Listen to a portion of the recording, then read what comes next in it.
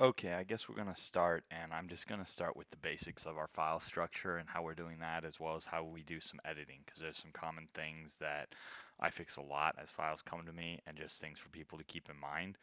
Um, Now, remember, I'm no expert at this. Zergash really is amazing, and as well as Rugon, and of course, Crypt. So, a lot of us you can come to for questions, but this is just so we don't have to run everybody through manually because we are looking at a large team here and we're trying to build it. Under my ACE folder, this is my ACE master folder for my server.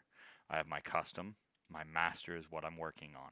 This is the entire master for what we use on Drunken File. So if I open the land blocks, it is every land block. You'll notice some of them have a special abbreviation. That's because that is actually special content for Raleigh. If it's a temporary live event content, I actually created an entirely separate file so they could be deleted without changing our master files. Um, Other than that, we've got quests, we've got recipes, and we've got treasure tables, as well as weenies. The weenies, one thing I'm working on is I'm redoing them all. You'll notice a lot of these lower ones have names. I'm getting away from that. I'm actually using spreadsheets to keep the names, and this is what our weenies should look like, all clean. The reason being that you can never have a duplicate of a weenie if the name blocks you from doing it. If you try and bring in a new weenie and your name blocks you from it, you've just saved yourself a whole ton of headache by overwriting weenies with weenies. It is something we have seen where we'll have a 666061 and then a 666061. They're two different items or two different skill levels, but they don't overwrite each other because there's a syntax error in the name. So it tries to do them both. We want to try and get rid of that. This is a clean copy. There are no duplicates in this that I have been able to find, which means I've probably missed one. Um, Other than that, I work entirely in SQL. For those of you more comfortable with JSON, I think my highest recommendation would go to Rugon or Crypt. They both work in JSON very well. I find it confusing as shit. So if I go down and I'm going to open something that I made because it's easiest for me and I don't want to give spoilers out. 461, yes, this should be the rifle base. Now, this is a crafting item. It's how the rifles are built on the new island. But one of the things we've all seen is how this weenie should look. One big thing, one of the first errors we see is right here, class name. If your class name matches anything in the ACE database, it will kick this back out on you. If I am editing something, I almost always do a completely new name, or at the very least, put a name in front of it like, hey, it's Dreads, so D rifle base. Now it'll go in. That's a easy thing that's definitely going to cause an error on import into server. The other thing is, of course, these items. I've seen this a lot, and I do this a lot. It happens to me all the time, so God knows we all do it. If you are changing the weenie numbers throughout the whole document, Control H brings you up. You have that. You type in the new one, and it's not.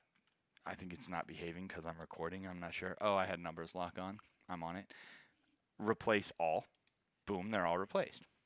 That's easy to do. But what happens when you copy this from this weenie and you put it in another weenie? If you forget to check those numbers, you will throw an error. I know a lot of you are not running your own private servers, so you can't test your weenies before you send them out. That's fine, but be aware that these are some of the common things that I'm fixing. Um, um, me and Jari have talked about that, and like we are for the most part, it's very few and far between. But especially for the people that are coming in now and they've never done this, these are things you need to think about. The first thing I do when I open a weenie, I'm going to edit, is I do change the 333. Then I go Control Shift Save, and I save it under the new weenie number, and that way I never overwrite the original. Um, Other than that, once these are done, it gets much easier. You'll notice that on a lot of them, it tells you, oh, hey, this is what this is. This green text tells you that this is damage. It's not always accurate. You'll notice there's 2 levels to wield down here. I built this weenie from scratch. I didn't export it from a server. In that way, it doesn't give all the correct descriptions. We have spreadsheets I'm going to post up that literally have all these weenie properties on them. They are huge, they are massive, but it's important that as you get into weenies, you learn and you're willing to look up this stuff because it will take a lot of time. Rending properties took me a while when I was first trying to do them because they're imported in hex. So all these other numbers are normal decimal numbers, and then all of a sudden the rending is a hex value. So it's the 0 times blah blah blah. That's a tricky one to manage. Other than that, that's a basic weenie, and that's just simple basics on it, and that's all I'm trying to cover right now. When you're working content on your server, it is important that you run the same structure. It's a master file. It has 5 subfolders: land block, quests, recipes, treasures, and weenies. This keeps us from ever overwriting our stuff because when I put something in treasure, it's going to show up all under the same master. It'll block it if it has the same name. It's what keeps it stable. That's a huge thing. The land block files, I'm going to show you guys one. I can't explain to you how much of a pain in the ass these are. These are built to ACE specs, and this is a small one. Delete from land block instance where blank and clean weenie class ID.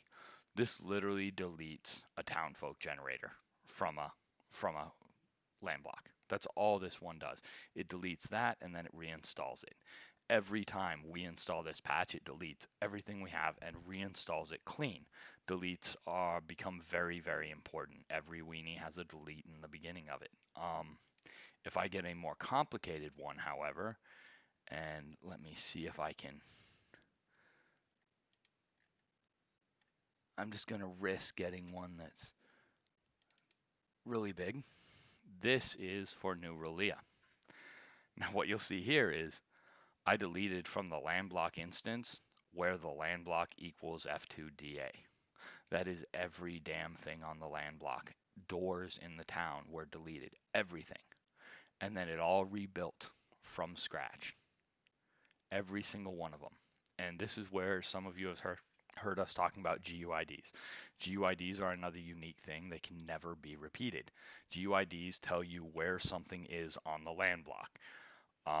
You can see these are hand done. That's what it took to get these done. So most of those files you see are hand done. We're looking 7F2DA000. That is the hex equivalent of 0 in this level, in this range. And then it has to increase 1, 2, 3, 4, 5, 6, 7, 8, 9, A, B, C, D, E, F, 1, 0. I was completely unfamiliar with hex, and I literally had to learn how to count in hex because I had to increase all these in hex. These land blocks are one of the trickiest things we're going to be dealing with eventually, because if they are not right, they will collide with each other. Right now, everything we have is right. As retail changes and expands, there is a possibility a new weenie will come in that's within a range we're using, and we're going to have to readdress that. Thankfully, because we've got the system and we've got them in their own land block files, all we have to do is figure out what the collision is. That's where it gets so important. We're running things on live before going on test, before we go to live, and we're doing it in the right order. That is about it because this is going to get too long and I want these to be relatively short. I'm sorry if I ramble. We're going to try and cover a lot of stuff. This is just a basic intro, and put questions up, let me know. And I'm going to do about 5 or 6 of these tonight, some of them being very specific on the quality of armor and loot and that stuff, because there's some important things that Crypt has always enforced upon us that we must continue. Okay, have fun, guys.